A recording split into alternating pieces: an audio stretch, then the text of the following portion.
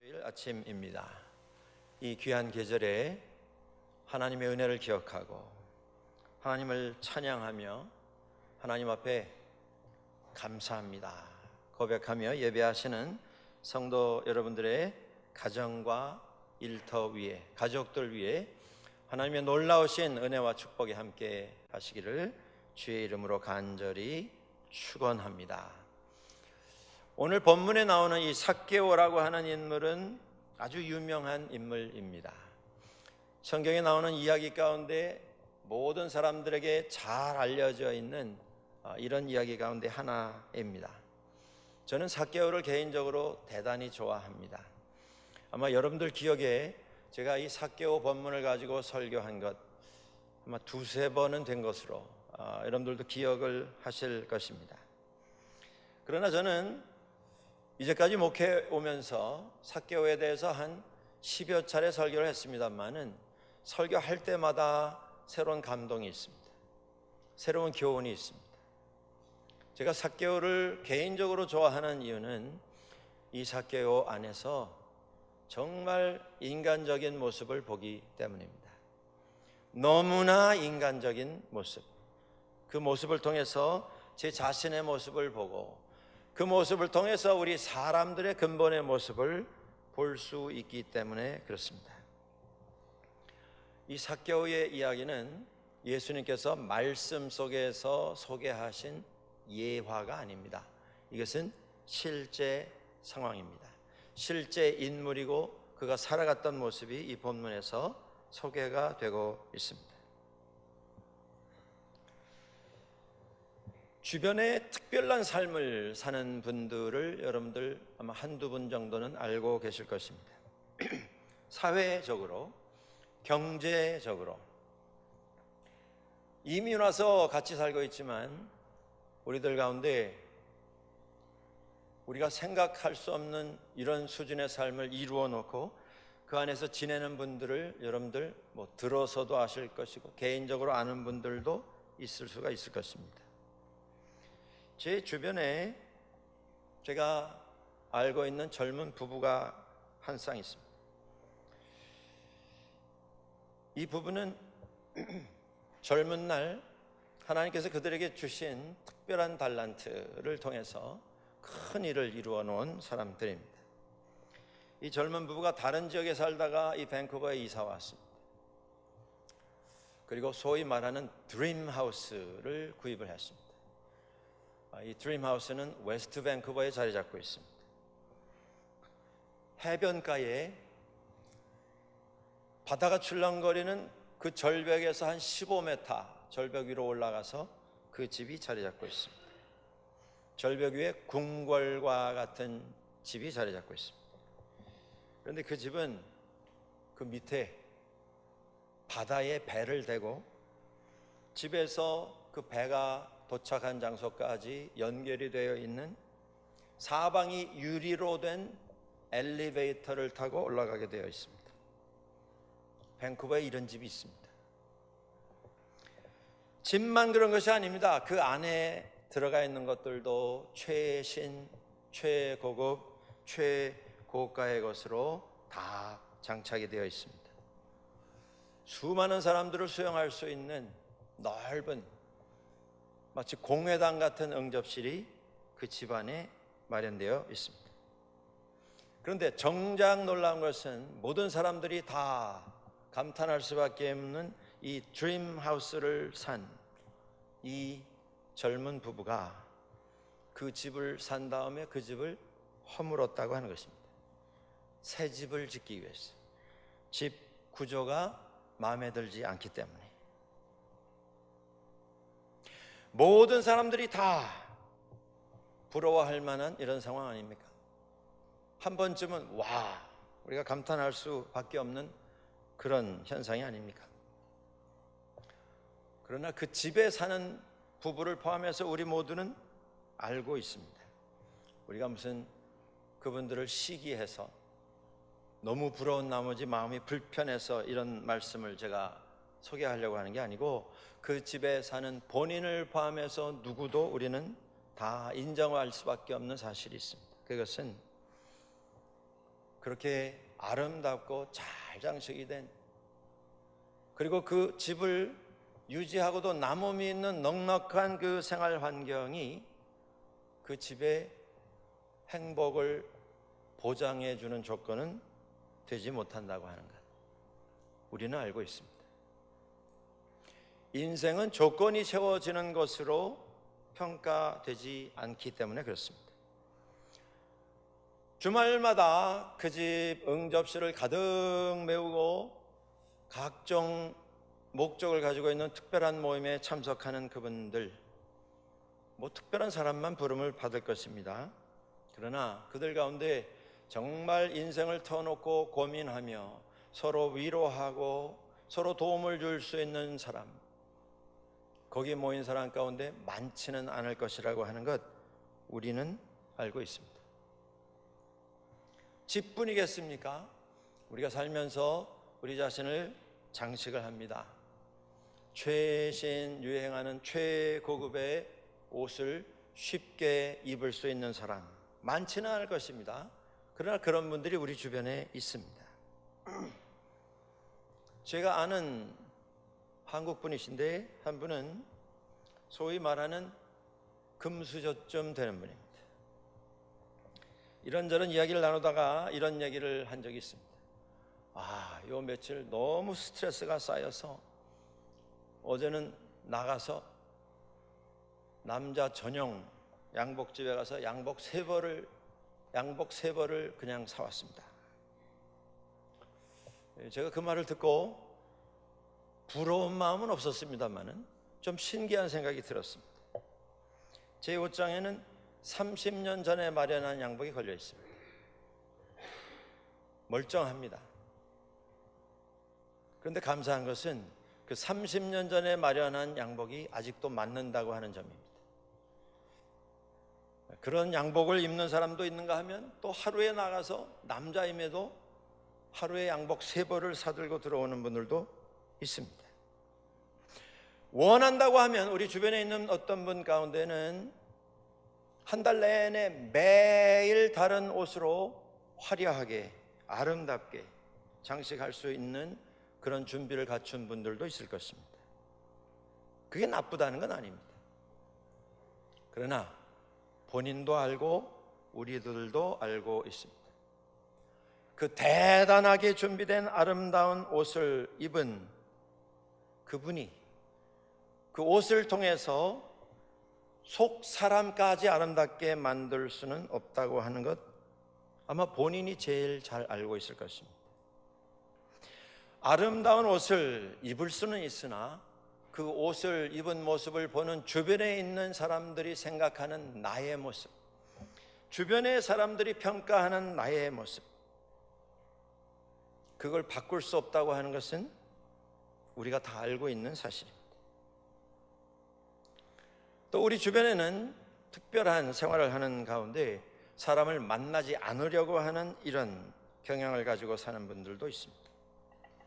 좀 부끄러움이 많은 성격 때문이 아니라 인생 긴 여정 살아오면서 있었던 어떤 일 때문에, 어떤 사건 때문에, 실수 때문에, 어떤 추문에 연결이 되어서 얼굴이 알려져서 밖으로 나와 다닐 때에 쳐다보는 사람들의 눈초리가 느껴져서 부담스러워서 수근거리는 그 음성이 들려오는 것과 같이 생각이 되기 때문에 사람을 만나지 않으려고 숨어 사는 그런 분들도 우리 주변에는 있습니다. 아마 이런 상황에 있는 분들이 신앙생활 하겠다고 교회에 나오기란 현실적으로 거의 불가능할 것입니다. 생활이 대단히 풍족했지만 그 풍족함 자체가 행복이 되지는 못했던 사람, 그 당시 어떤 사람보다도 좋은 옷, 아름다운 옷을 잘 준비해서 입고 다니며 몸을 치장했지만 그 옷만큼 아름다운 속사람을 가지지 못했던 한 인물, 모든 대중들로부터 수군거림과 비웃음, 비난의 대상이 됐던 사람, 본문에 나오는 삭개오라고 하는 사람은 바로 그런 인물이었습니다. 그는 원하는 것이 있다면 무엇이나 다 살 수 있는 재력을 가지고 있었던 사람입니다. 그러나 불행하게도 그가 가지고 있었던 그 풍족한 재물이 쌓아놓은 그 돈의 액수가 그 돈을 번 방법을 합리화해 주지는 못하는 안타까운 현실 속에서 괴로움을 당해야 했습니다. 고통에 시달려야 했습니다. 여리고라고 하는 도시는 좀 특별한 도시입니다. 예루살렘은 시온산 꼭대기에 자리 잡고 있습니다. 여리고라고 하는 도시는 예루살렘에서 지척 거리에 자리 잡고 있습니다. 시온산 제일 밑바닥 계곡에 자리 잡고 있는 도시입니다. 예루살렘은 당시에 예수님 시대에 종교의 중심지입니다. 정치의 중심지입니다. 여리고는 예루살렘에서 필요로 하는 모든 물품을 준비해서 공급하는 상업의 중심지입니다. 거래의 중심이고 돈이 모여오는 곳입니다. 팔레스타인 지역에서 지금도 그렇습니다. 천연 자원이 많은 곳으로 유명합니다. 각종 자원이 풍부했던 곳입니다. 나무, 향료, 기온도 따뜻하고 좋아서 귀족들이 그곳에 와서 휴양을 했던 곳입니다. 제1세기 유대 역사학자로 유명한 요세푸스는 여리고를 들어서 신성한 땅이다 이렇게 표현을 했습니다. 많은 사람들이 그곳에 와서 거래를 하고 거기서 돈을 벌어서 나갔던 곳입니다. 막대한 재물이 있는 그곳에 삭개오가 살았는데 그의 직업은 세리였습니다. 세무서 직원이었는데 그냥 평직원이 아니라 세리장이었습니다. 성경 주석가인 바클레이 목사는 여리고에 대해서 이렇게 말합니다. 그 당시에 로마의 속국이 되어서 지내고 있었던 이스라엘 땅에서 세금을 가장 많이 내던 곳이 여리고였다. 그 가장 많은 세금을 총괄했던 인물이 누구냐 하면 세리장 삭개오입니다. 오늘 2절에서 이런 말이 나옵니다. 삭개오라 이름하는 자가 있으니 세리장이요 또한 부자라. 저는 이 구절을 읽을 때마다 마음에 이런 생각이 듭니다.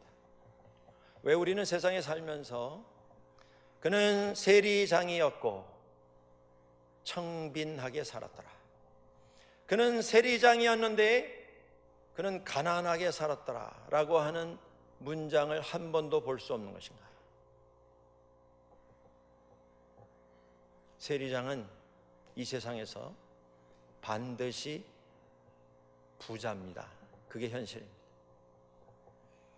세리장으로 살면서 청빈하게 살고 가난하게 살고 깨끗하게 살면 그 사람은 무능한 사람입니다. 바보입니다. 천치입니다. 꼭 맥혀버린 답답한 인물로 이렇게 취급을 받습니다. 삭개오라고 하는 이름은 그는 유대인입니다. 히브리어로 자카이라고 하는 단어에서 파생된 이름입니다. 그런데 그 자카이라고 하는 이름, 삭개오라고 하는 이름의 뜻은 너무나 모순되게도 깨끗한, 순결한, 고귀한 이런 뜻을 가지고 있습니다. 여러분들 가끔 연속극이나 한국의 무슨 코미디 영화에 보시면 조폭, 조직 폭력배들이 등장하는 연속극이나 영화에 가끔 재미있게 하려고 그렇게 했겠습니다만은 목욕탕에 와서 조폭이 목욕을 하는데 그 조폭의 이 앞 가슴에 문신이 새겨져 있습니다. 뭐라고 문신이 되어 있냐면 앞, 이 앞에다가 앞이라고 새긴 겁니다. 근데 뒤를 보니까 뒤에다 뒤. 그렇게 정말 쓰고 다니는 사람이 있습니다. 그런데 조폭 가운데 가장 코미디 같은 문신이 뭐냐 하면 팔뚝에다가, 여러분들 한번 보신 적이 있을 것입니다. 착하게 살자. 착하게도 아니고 착하게 살자. 삭개오가 세리장으로 살면서 부자가 된 그 모습이 딱 이 꼴입니다, 여러분들. 세리장으로 살면서 갖은 비리와 착취와 횡령에 익숙한 삶을 살았고, 그래서 큰 부자가 돼서 그 복잡한 도시 여리고에서 모든 사람들에게 있어서 증오의 대상, 경멸의 대상, 저주의 대상이 됐던, 모르는 사람이 없는 그가, 이름은 삭개오, 깨끗하고 순결하고 청빈하다라고 하는 이름을 가지고 지금 자기 일을 하면서 살아가고 있습니다. 세리 중에도 두목격이었습니다. 유대인들은 하나님께서 하나님의 백성들에게 필요한 일용할 양식을 주시는 분이시고, 하나님께서 때로 부라고 하는 물질의 축복도 허락하시는 분이시다. 그것은 하나님의 축복이다 라고 여겼습니다마는, 세리는 경멸했습니다. 세리는 돈을 거두어야 하는 분량보다 더 거두어서 로마 정부에 상납하는 일을 했던 사람들입니다. 그래서 당연히 그 시대에 동족들로부터 배신자, 매국노, 나라를 팔아먹고 민족을 팔아먹은 도둑이라고 하는 저주의 말을 들었던 사람입니다. 그런 상황 속에서 누가 그런 일을 하는 사람을 존경하고 부러워하겠습니까? 유대인들의 기준 가운데 가장 중요한 기준은 십계명입니다. 그 십계명에 너희는 거짓 증거하지 말라, 거짓말하지 말라, 그것이 십계명 가운데 하나입니다. 그러나 유대인들 사이에는 이런 이야기가 있었습니다. 하나님 앞에서 절대 거짓말해서는 안 되겠으나 세리에게는 거짓말해도 된다. 왜냐하면 세리는 인간이 아니기 때문에. 삭개오는 유대인이었습니다. 그러나 이방인들보다도 더 미움과 저주와 경멸의 대상이 되어야만 했습니다. 사람들의 판단에 의해서 아브라함의 자손으로 포함되지 못했던 불쌍한 인물입니다. 그러면서도 그가 삶을 유지할 수 있었던 하나의 위로가 있었습니다. 그게 뭐냐면, 자신의 삶이 사람들 눈에 완벽하지는 못할지라도 그래도 가난에 시달리는 것보다는 부자로 사는 게 몇십 배, 몇백 배 더 낫다. 그렇게 위로하면서 살아왔습니다. 이게 삭개오의 일은 아닌 것 같습니다. 현대에 이렇게 사는 사람들이 많습니다. 너무 많습니다. 나는 이렇게 살지만, 그렇지만 나는 부자다. 이 생각이 비극입니다, 여러분들. 세리장이었기 때문에 부자가 된 것. 남들도 다 그렇게 하는데, 이제까지 그렇게 살아왔는데 왜 나한테만 그것이 문제이고 비난을 받아야 하느냐. 요즘도 그렇습니다, 여러분들. 세리가 부자로 사는 경우가 대부분입니다. 세리이면서 좀 평범하게, 깨끗하게, 청빈하게 살아야 하는 것. 부자들에 대해서 우리가 가지고 있는 선입견이 있습니다. 부자들은 비양심적이다. 돈 저렇게 벌려면 어떻게 양심적으로 해서 저렇게 벌 수 있겠는가. 부자이지만 여전히 양심적이고 도덕적이고 원칙에 의해서 기업을 운영했던 그런 모습, 우리가 추구해야 할 모습이 아니겠습니까? 어떤 분야의 전문 지식을 가지고 있는 사람들, 그런 이야기를 많이 듣습니다. 아는 게 많을수록 과시하고 싶은 이런 의욕이 있기 마련이다. 당연한 것 아니겠습니까? 그런데 전문 지식이고 전문가이지만 여전히 성실하고 대인관계가 좋고 과시하는 것 없고 그저 푸근한 이웃처럼 형제처럼 자매처럼 그렇게 살아가는 것이 우리의 모습이 되어야 한다는 것입니다. 이런 선입견도 있습니다. 모든 것이 다 갖추어져 있는 사람, 그런 사람들은 교만에 빠지기 쉽다.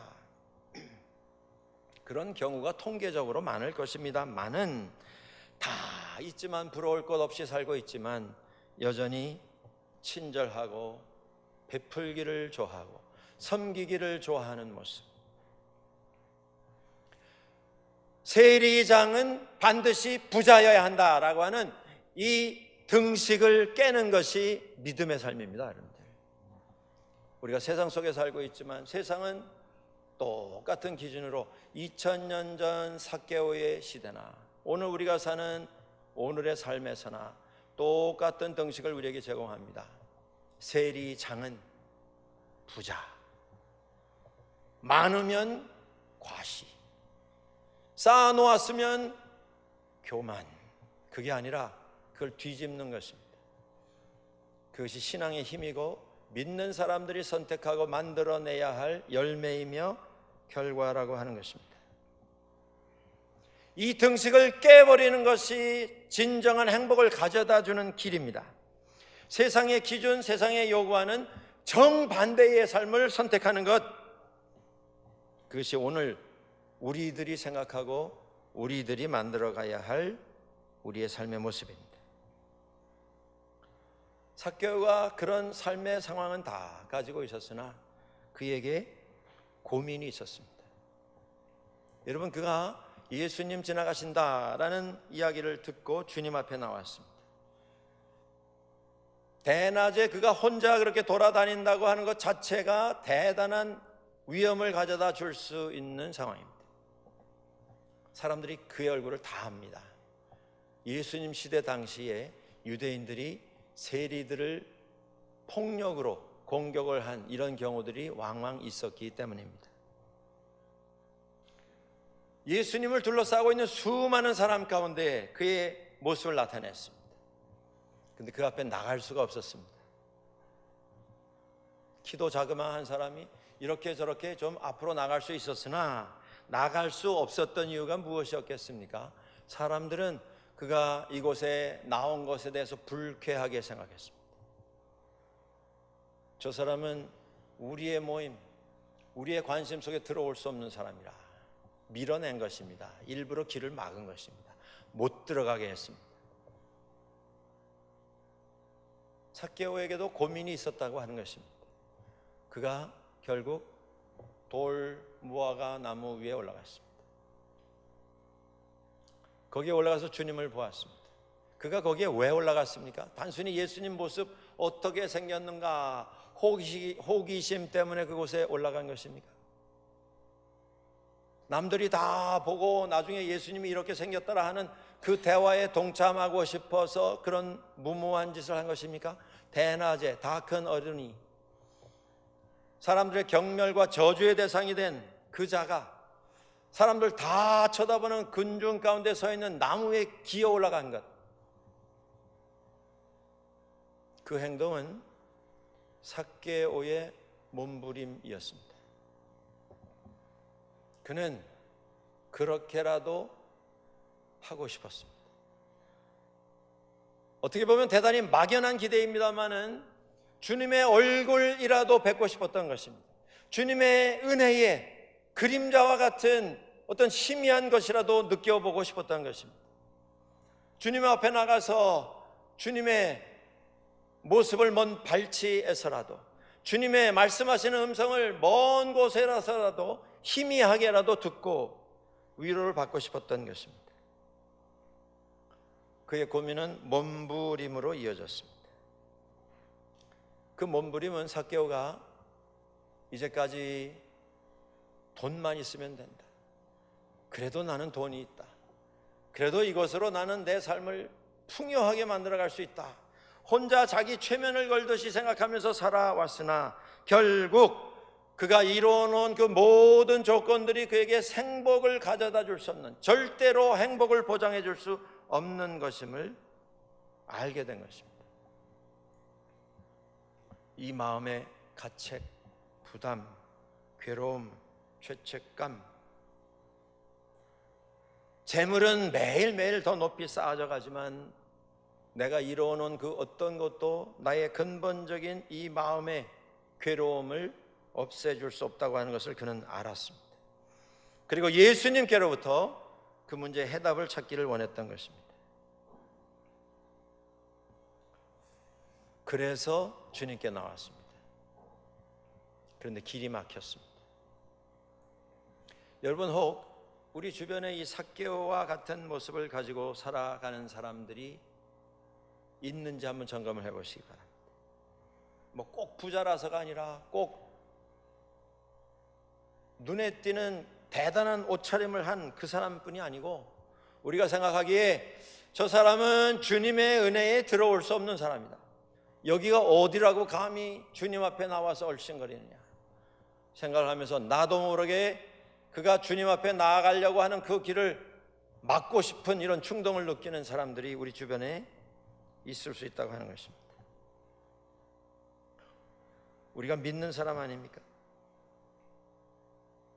그런데 믿으면서도 우리가 주님의 은혜를 얻어서 구원받은 사람 아닙니까? 구원을 얻었으면서도 우리는 주님 앞에서 우리의 죄인임을 인정하면서 살면서도 죄인인 우리가 다른 죄인을 차별하는 때가 많이 있습니다. 로마서 3장 20절은 우리에게 이렇게 말씀합니다. 율법의 행위로 하나님 앞에 의롭다 하심을 얻을 육체가 하나도 없다. 우리는 다 은혜로 구원을 얻은 사람들입니다. 그런데 나는 은혜를 받아서 구원을 얻었는데 은혜를 받은 우리가 다른 사람의 받으려고 하는 은혜에 대해서는 인정을 하지를 못하는 경향이 있다고 하는 것입니다. 우리가 다 똑같은 죄인인데 죄인 사이에도 구분을 둡니다. 나는 저 사람과 다르다. 나는 저 사람보다 훨씬 낫다. 세상에 알려진 죄인에 대해서 우리는 분노를 가집니다. 주변에 있는 실수하고 실패한 우리가 아는 그분들에 대해서 우리는 경계심을 가집니다. 그들에게 은혜를 베푸시려고 하는 하나님의 은혜의 역사를 부당하게 생각하고 그것을 막으려고 합니다. 로마서 3장 22절은 우리에게 이렇게 말합니다. 곧 예수 그리스도를 믿음으로 말미암아 모든 믿는 자에게 미치는 하나님의 의에는 차별이 없느니라. 어떤 죄인은 특별한 은혜를 받아서 구원받고 어떤 죄인은 좀 덜 된 은혜를 받아서 아직 완전히 사함을 받지 못하게 되는 것이 아니라 우리는 다 하나님 앞에 심판을 받을 수밖에 없는 존재이고 의인을 하나님 앞에서 부름받아서 의인으로 살아가게 된 것은 하나님의 은혜이지 우리의 공로가 아니라고 하는 것입니다. 거기 차별이 없습니다. 여러분, 이 감사의 계절에 우리가 서로에게 가지는 기쁨의 마음, 감사의 마음이 준비되어 있는지 한번 확인을 해보실 필요가 있습니다. 세상 살다 보면 많은 분들을 만납니다. 근데 만나는 그 수많은 분들이 다 어떻게 마음이 똑같고 생각이 똑같을 수가 있겠습니까? 그러면 의견이 달라지고 생각이 달라질 수 있습니다. 그러나 그때 우리가 기억해야 할 것은 그분도 형제이고 자매라고 하는 이 고백입니다. 그걸 놓치는 순간 우리는 세상 사람들과 똑같은 삶을 살게 됩니다. 음성을 높이고 소리를 지르고 욕을 퍼붓고 저주를 퍼붓는 일을 서슴지 않고 시작하게 됩니다. 그렇게 되면 더 이상 하나님의 사람들이 아닙니다. 우리 스스로 하나님의 은혜를 거부하는 꼴이 되어버리고 맙니다. 서로의 판단을 내려놓는 이유가 무엇이냐 하면 나는 하나님의 은혜로 오늘까지 살아왔던 사람이라고 하는 고백입니다. 그 깨달음이 있을 때에 이 추수감사주일의 감사가 새로워질 수 있습니다. 여러분, 나의 의로 상대방을 판단하지 마십시오. 내 계획으로 상대방을 평가하지 마십시오. 우리는 주님 은혜 속에서 오늘까지 살아온 사람들입니다. 그 주님의 은혜가 우리 가운데 있었기에 오늘 저희가 이곳에 나올 수 있었습니다. 조금 더 인내하며 서로를 용납하며 기다려줄 줄 아는 것, 그것이 은혜를 받은 사람의 모습이라고 하는 것입니다. 이걸 기억하십시오. 그 은혜의 체험이 없이는 절대로 우리는 감사를 드릴 수가 없습니다. 주님 앞에 모였던 사람들 다 주님을 원해서 나온 사람들 아닙니까? 사모해서 주님의 말씀을 듣고 싶어서 주님의 얼굴을 한 번이라도 더 보기를 원해서 그 무엇인가 목마름을 가지고 나온 사람들 아닙니까? 그런데 주님의 은혜 앞에 은혜를 사모하며 나온 그 자리에서도 여전히 주님 앞에 얼굴이라도 뵙기를 원해서 나왔던 삭개오를 막는, 발을 걸고 팔꿈치로 그의 옆구리를 가격하고 어떻게 해서라도 주님 앞에 나오지 못하게 하려고 하는 이런 충동들이 있었다고 하는 것입니다. 현대를 살아가는 우리들도 그런 모습을 너무 쉽게 가질 수 있습니다. 주님의 은혜의 체험이 새로워져야 합니다. 거기 감사가 있습니다. 은혜는 그렇게 쉽게 이루어지지 않습니다, 여러분들. 우리가 몇십 년 신앙생활 해오지 않았습니다. 그런데 우리는 그 몇십 년 동안 완벽해졌습니까? 아직도 갈 길이 멉니다. 그런데 감사한 것은 그 준비되지 못한 모습을 가지고 이 자리에 나와 있음에도 불구하고 하나님께서는 여전히 나를 기다려주시고 무한한 인내와 사랑과 은혜를 가지고 나를 받아주신다라고 하는 것입니다. 은혜를 받은 사람처럼 생각해야 합니다. 행동해야 합니다. 은혜를 받은 사람으로 서로를 대할 수 있어야 합니다. 거기 감사가 있습니다. 주님께서 삭개오를 부르셨습니다. 내려오라. 내가 오늘 너희의 집에 유하여야 하겠다. 은혜를 구하는 자에게 예수님은 항상 당신의 가슴을 열어주십니다. 그들을 만나십니다. 그들을 받아주십니다. 예수님께서 마태복음 11장 28절에 말씀하십니다. 수고하고 무거운 짐진 자들아 다 내게로 오라. 내가 너희를 편히 쉬게 하리라.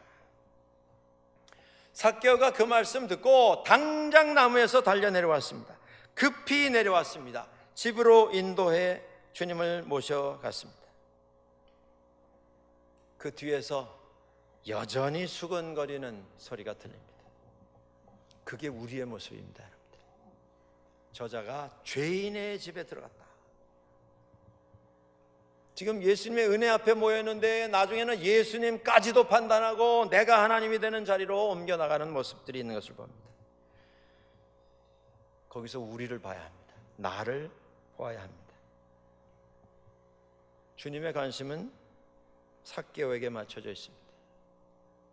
건강한 자를 의원이 찾아다니는 것이 아니고 병든 자를 의원이 찾아가는 것처럼 내가 의인을 찾으러 이곳에 온 것이 아니고 불의한 자를 긍휼히 여기기 위하여 내가 이곳에 왔다. 주님 말씀하시지 않았습니까?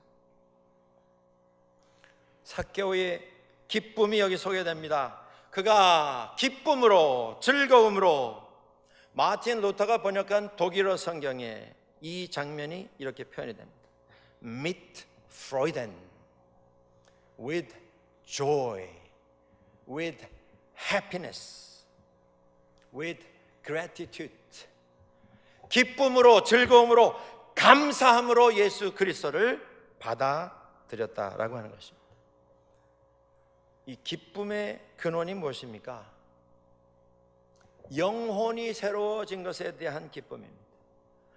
예수님께서 은혜로 무슨 검증을 거치지도 않았는데 마음에 있는 소원만 주님께 드렸을 뿐인데 주님께서 나를 받아주셨다라고 하는 것, 영혼의 기쁨을 가지고 나를 구원해 주셨다라고 하는 구원의 감격을 가지고 내가 하나님 앞에서 온전한 존재로 받아들여졌다, 삭개오라고 하는 존재가 인간으로 하나님 앞에 받아들여졌다라고 하는 그 기쁨을 가지고 주님을 모셔드린 것입니다. 감사는 이 기쁨에서 시작이 되는 것입니다. 오늘 우리의 감사의 모습이 어떠한지 한번 찾아보시면 좋겠습니다. 우리가 가지고 있는 수많은 조건과 목록들이 있을 것입니다. 여러분, 이 아침에 마음이 좀 불편하신 것이 있으십니까? 여러분의 마음을 불편하게 하는 그 제목이 무엇입니까? 내가 주님께서 나를 떠나심으로 불편해진 것입니까? 내가 하나님의 은혜에 거부당하였기 때문에 불편해진 것입니까? 내가 하나님의 자녀가 아니고 이제는 세상에서 막 살아도 되는 이런 것으로 내 동경이가 쳐졌기 때문에 내가 불편한 것입니까? 우리 가정에서나 일터에서나 교회 생활 속에서 모일 때마다 이것을 점검하셔야 합니다. 삭개오가 주님을 바라보았을 뿐인데 주님께서는 그를 받으시고 그의 영혼을 받으시고 그에게 구원을 주시고 삭개오에 있는 모습 그대로 받으셔서 당신의 사람 삼아 주신 그 기쁨, 다른 것 다 잃어버려도 그것만 있으면 감사할 수 있습니다. 삭개오가 그랬습니다. 그는 자신의 죄를 인정을 합니다. 주님 앞에 엎드립니다. 그리고 이렇게 약속을 합니다. 제가 주님, 제 자신의 재산의 절반을 가난한 자들을 위해서 내어주겠습니다. 돈이 최고였습니다. 그에게 있었습니다. 돈이 유일한 위로였고 삶의 안전을 보장하는 기둥과 같은 것이었습니다. 돈이 없이는 살 수 없었습니다. 그런데 삭개오가 말합니다. 재산의 절반을 가난한 자들을 위해서 주겠습니다. 제가 도둑질한 게 있으면, 걷어야 할 세금 외에 부당한 세금 징수한 게 있으면 4배를 갚겠습니다. 제가 계산해 보니까 남는 게 없습니다. 절반은 나눠줬고 남은 절반 가운데 여러분들, 삭개오가 모은 돈 가운데 10%만 부당이익을 취한 금액이라고 해도 4배를 물어주면 남는 게 하나도 없습니다. 그런데 그가 그렇게 고백을 했습니다. 어떻게 그렇게 할 수 있었습니까? 예수 그리스도와 개인적인 만남, 체험, 관계를 가지면 나는 행복해질 수 있다. 나는 진정한 자유의 삶을 누릴 수 있다라는 것을 깨달았기 때문입니다. 물질이 필요 없다는 말씀이 아닙니다. 물질이 악하다는 말씀이 아닙니다. 물질의 노예로 살아왔던 삶을 포기할 때에 그의 삶에 감사가 임할 수 있었습니다. 그는 어떻게 그것을 할 수 있었던 것입니까? 삶에 있어서 가장 중요한 것이 예수 그리스도였기 때문에 그는 그 일을 할 수 있었습니다. 독일의 신학자인 폴 틸리히는 이런 말을 합니다. 우리는 세상 속에 있으나 세상에 속하지 않고 살아간다. 그렇습니다. 우리가 주님 앞에 서게 되는 그날까지 우리는 이 세상 속에서 살 것입니다. 그러나 우리의 시민권은 하늘에 있는 것을 알고 세상을 초월하여 살아가는 것입니다. 거기 감사가 있습니다. 내가 가지고 있는 내 개인의 의, 남에 대한 우월감, 판단 내려놓으시기 바랍니다. 주님만 바라보시고 주님의 은혜에 감사하시기 바랍니다. 우리가 내려놓을 것 너무 많습니다. 그 내려놓아야 할 것들이 쉽지 않은 것일 수 있습니다. 그러나 삭개오는 그 일을 했습니다. 그의 삶의 유일한 위로였던 쌓아놓은 재물을 주님 앞에 다 내려놓았습니다. 그는 그 일을 하면서 주님께 자기 재산의 얼마를 드려도 주님께 넉넉히 감사할 수 없는 것을 깨달았습니다. 그러나 그가 감사했던 방법은 그가 쌓아놓은 그 재물을 이웃을 위해서 나눠줄 때에 그것이 감사하는 방법이 될 수 있다고 하는 것을 깨달았습니다. 과시가 아니라 자랑하려고 하는 게 아니고 그는 재산이 아니라 그 무엇이라도 드릴 수만 있다면 주님의 이름으로 이웃들에게 나눠주고자 하는 마음을 가지고 그 일을 했습니다. 1956년에 에콰도르에 경비행기를 타고 아마존 상류로 찾아 들어갔던 선교사 일행이 있었습니다. 29살, 28살, 27살 6명의 젊은 선교사들이 그곳에 들어갔습니다. 그곳에 들어가서 며칠 되지 않아서 그들은 백인들을 처음 보는 원주민들에 의해서 잔인하게 살해되었습니다. 그때 그 소식이 미국에 알려졌고 각종 신문, 방송, 잡지에서 그 일을 크게 다루었습니다. 그때 화보와 함께 그 일을 크게 다룬 잡지 가운데 라이프 잡지, 타임 잡지가 있었습니다. 그 헤드라인 제목이 이것이었습니다. What a waste! 이게 무슨 헛수고냐? 이게 무슨 낭비냐? 그 아마존 상류에 그 정글에 거기 가서 예수 그리스도의 복음을 전한다고 뭐가 달라진다고, 뭐가 세상이 변한다고, 미국의 이 보석과 같은 청춘들이 거기 내려갔다가 6명이 살해를 당하는, 이게 도대체 얼마나 큰 낭비이고 손해이고 이게 무슨 일이냐? 헛된 일이다.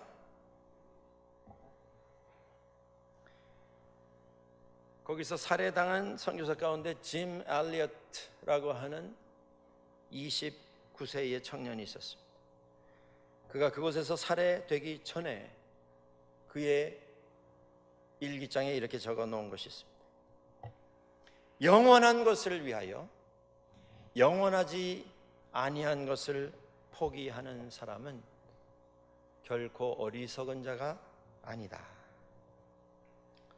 사랑하는 여러분들, 우리는 은혜로 구원받은 사람들입니다. 은혜 안에서 생활하는 사람들입니다. 그 은혜로 구분하십시오. 판단하십시오. 선택하십시오. 그리고 은혜로 사십시오. 그리고 은혜로 감사하십시오. 추수감사주일 하나님 감사합니다 함께 고백하는 온 교회가 될 수 있기를 주의 이름으로 축원합니다. 기도하겠습니다.